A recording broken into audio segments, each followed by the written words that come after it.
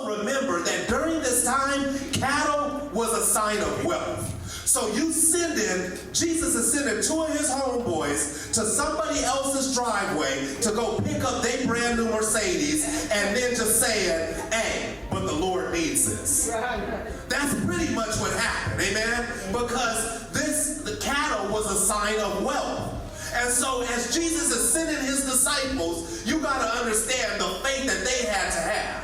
Because they're going onto someone else's property, someone else's land, untying their new donkey that had never been used, and they going and untying it. And it says that Jesus told them, when someone asks you, what are you doing? Tell them that the Lord needs it. You gotta have extreme faith or be mighty bold, amen?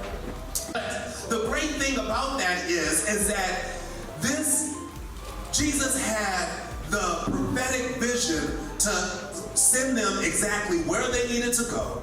And then also, he had the right man appointed to adhering to that the Lord needs this. And this is another crucial part of the story, that at this point in time, he's calling himself the Lord. He's saying, right now, I am standing in who I am.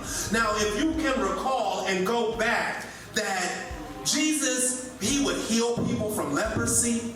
He would make the blind see. The disciples saw a transformative power to fall upon Jesus, and his face was shining as bright as the sun. His clothes turned as white as snow. And at that moment, Moses and Elijah show up and start talking to Jesus, and the disciples witnessed all of this. But immediately after that was done, Jesus said, don't tell anyone of this until I have risen. When Jesus healed the man from leprosy, he told the man that you are healed, but don't tell nobody that Jesus did this. When Jesus would do many miracles, he would just send the people on the way.